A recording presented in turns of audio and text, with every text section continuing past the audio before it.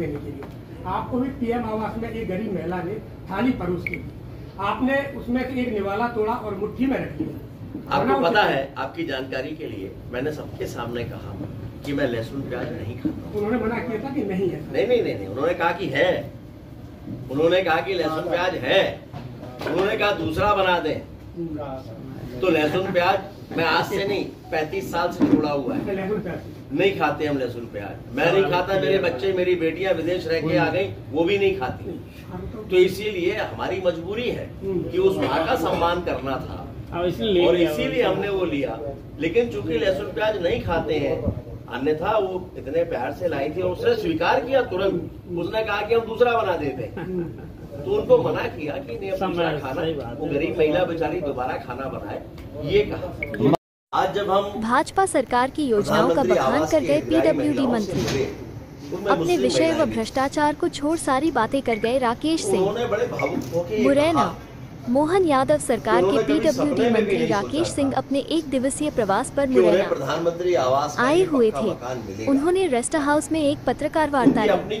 पत्रकार वार्ता के दौरान राकेश सिंह भाजपा सरकार की योजनाओं को बताया और लोकसभा चुनाव में भाजपा द्वारा 29 सीटें जीतने का दावा भी किया। जब उनसे भ्रष्टाचार के मुद्दे पर बातचीत की तो बड़ी ही आसानी से उन्होंने इस बात को घुमा दिया। से अनेक महिलाओं ने ये कहा कि वो सड़क के किनारे कहीं झोपड़ियों में रह रही थी, अलग अलग स्थानों पर गंदगी में जीवन काटने को मजबूर थी। आज कम से कम निश्चिंतता है।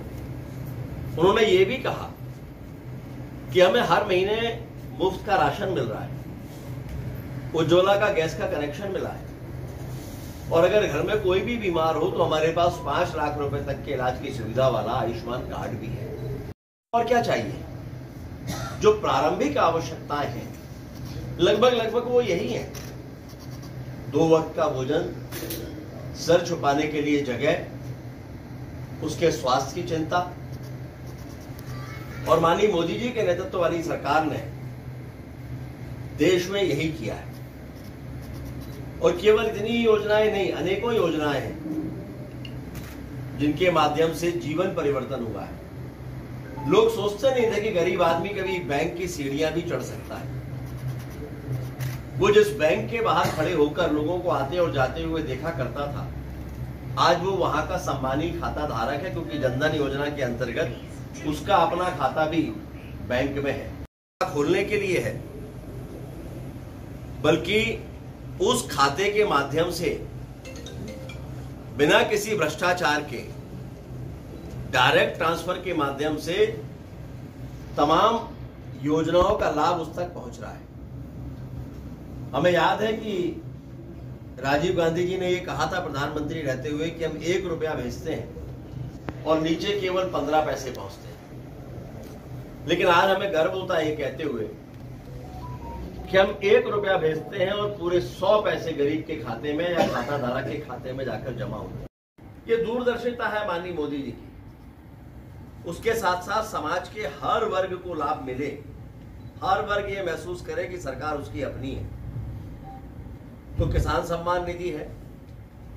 कांग्रेस ने किसानों के नाम पर राजनीति तो की है, लेकिन किसानों को सम्मान कभी नहीं दिया। उनका शोषण हुआ वोट बैंक के रूप में, लेकिन सम्मान नहीं हुआ। सम्मान आज हो रहा है। किसान सम्मान निधि के माध्यम से उन तक पैसा पहुंच रहा है। किसानों को आज बिना ब्याज के आवश्यकता, शहर से हटके कोई क्षेत्र है तो वो उनकी जिम्मेदारी थी कि वो पानी कैसे लेंगे, लेकिन देश के प्रधानमंत्री ने कहा कि ये सभी का अधिकार है कि उसको नल से जल मिलना चाहिए। और इसीलिए हर घर तक आज नल पहुंच रहे हैं। हो चुकी है। मध्य प्रदेश में लगभग 67 लाख परिवार इससे लाभान्वित हो चुके हैं और बड़ी संख्या में ये होना प्रारंभ हो रहे हैं। परिवर्तन कितनी तेजी के साथ आया है।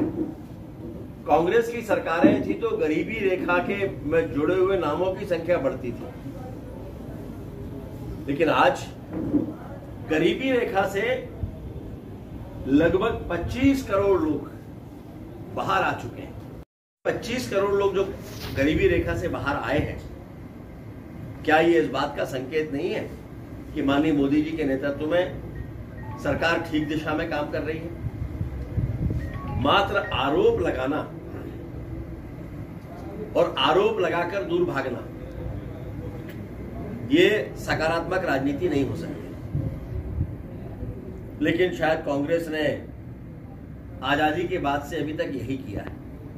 उनके लिए राजनीति का मतलब है एक ही परिवार की सत्ता कांग्रेस के माध्यम से देश पर बनी रहे, और माननीय मोदी जी के लिए राजनीति का मतलब है कि सरकार की योजनाओं का लाभ उस वर्ग को मिले जो अभी तक अछूता रहा है, जहां तक सरकारें नहीं पहुंची हैं।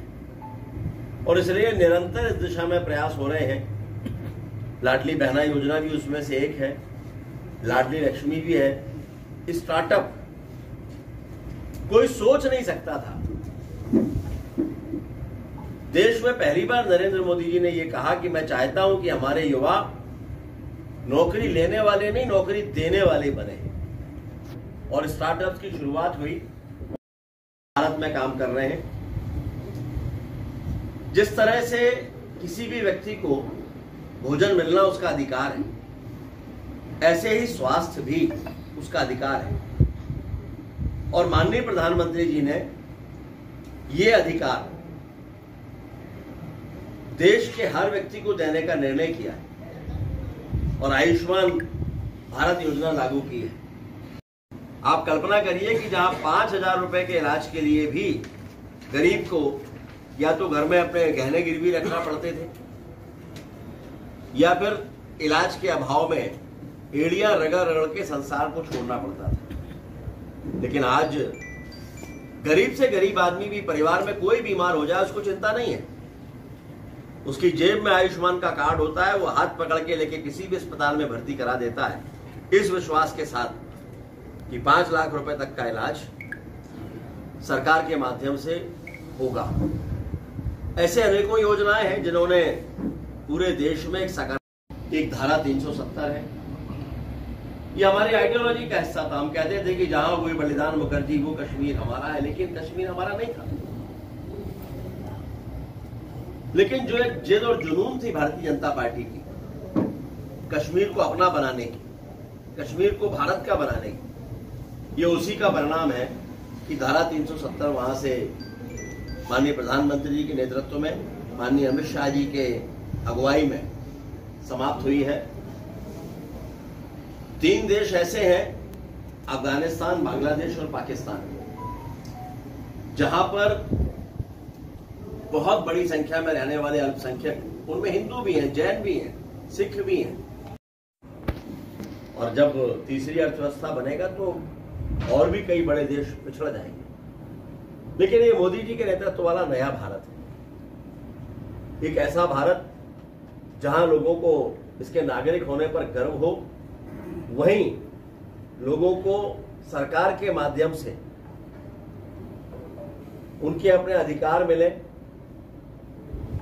जनता ये महसूस करे कि सरकार उनके साथ है। मुरैना से सियोनिया और बड़ा गांव मानकोट 6 करोड़ की एक रोड है, जिसमें बीसी का काम होना था, और ठेकेदार के कहने पर इसका एस्टीमेट चेंज किया गया, कुछ इंस्ट्रूमेंट चेंज किए गए, और उसका 6 करोड़ का भुगतान भी हो गया बिना किसी जांच के। उसका सबसे बड़ा कारण ये है कि एसडीओ हो या ई, दोनों ही प्रमोटी है, मतलब नीचे वाले ऊपर पदों पर प्रभारी हैं, प्रभार हैं, कभी सब इंजीनियर प्रभार है, एसडीओ है। और सर उनसे अगर बाइट के लिए बात करें या कारण पूछने के लिए बात करें तो उनका साफ कहना है आप ठेकेदार से मिल लो। मुरैना को थोड़ा सा जिम्मेदार अधिकारी की बात, अधिकारी तो दो एक बात आपको बताएं जी, 6 करोड़ छोटी मोटी रकम नहीं है, पे बोलने का नहीं है जी, लेकिन सारे प्रमोशन तो रुके हुए हैं। नहीं ठीक तो लेकिन आप गुणवत्ता तो देखेंगे, गुणवत्ता विहीन है। 6 करोड़ की बात जी, प्रमोशन को कहाँ से रोके? सरकार ने तो नहीं रोके। तो अब वो सारे प्रमोशन के कारण ही ये चार्ज देना पड़ता है। दूसरा, मध्य प्रदेश सरकार ये कांग्रेस के जमाने की सरकार नहीं है जहां कोई ठेकेदार रिवाइज एस्टीमेट बनवा ले और बढ़ा ले। सुन लीजिए मेरी बात को, बहुत सारे एस्टीमेट बढ़े हैं, 56%, 70% तक रिवाइज एस्टीमेट अभी हमने किए हैं, लेकिन वो किसी ठेकेदार के कारण नहीं हुए। कामों में परिवर्तन के कारण उसमें कुछ चीजें और जुड़ी हैं, उनके कारण हुए हैं। कोई काम पहले से चल रहा था, पहले के एसओआर का था, तो उसके कारण से हुआ है। ये मध्य प्रदेश की भारतीय जनता पार्टी की सरकार है, मोहन यादव जी के नेतृत्व वाली सरकार, जहां ठेकेदार सरकार नहीं चला सकते। सरकार जो काम तय करेगी, ठेकेदारों को काम मिलते हैं इस बात के लिए कि वो काम को करें, गुणवत्ता युक्त काम करें, और यदि किसी काम में ये शिकायत आती है कि वहाँ गुणवत्ता नहीं है तो उनके खिलाफ कार्रवाई भी होगी, चाहे फिर वो अधिकारी क्यों ना हो। जांच करा समय समय पर तकनीक का उपयोग करते हुए सिस्टम को बेहतर कैसे किया जा सकता है, तो पीडब्ल्यूडी कई सारे निर्णय कर रहा है। एक अभी पॉटहोल सिटीजन ऐप भी हम जल्दी ही लाने वाले हैं।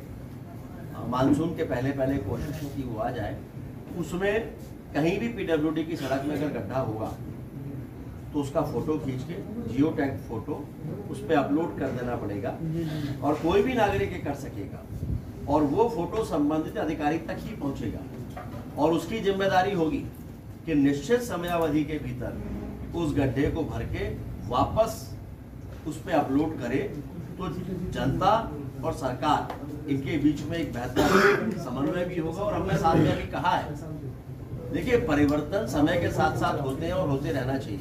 हमने ये कहा, उसको स्वीकार करना, उसके अनुसार मानसिकता बनाना, अधिकारी कर्मचारियों को अपने आप को और जिम्मेदार बनाना, ये हमारी कोशिश है कि अलग अलग तरीके से इस दिशा में हम प्रयास कर रहे हैं। कुछ ट्रेनिंग की आवश्यकता पड़ेगी तो वो भी करेंगे, और उसके साथ साथ एक वातावरण बने ताकि जिम्मेदारी के साथ लोग काम को पूरा कर सकें। आप कुछ चुनाव, लेकिन यहाँ तो पीडब्ल्यूडी में ऐसे लोग हैं जो 6-7 साल से नहीं, किसने मांगी है?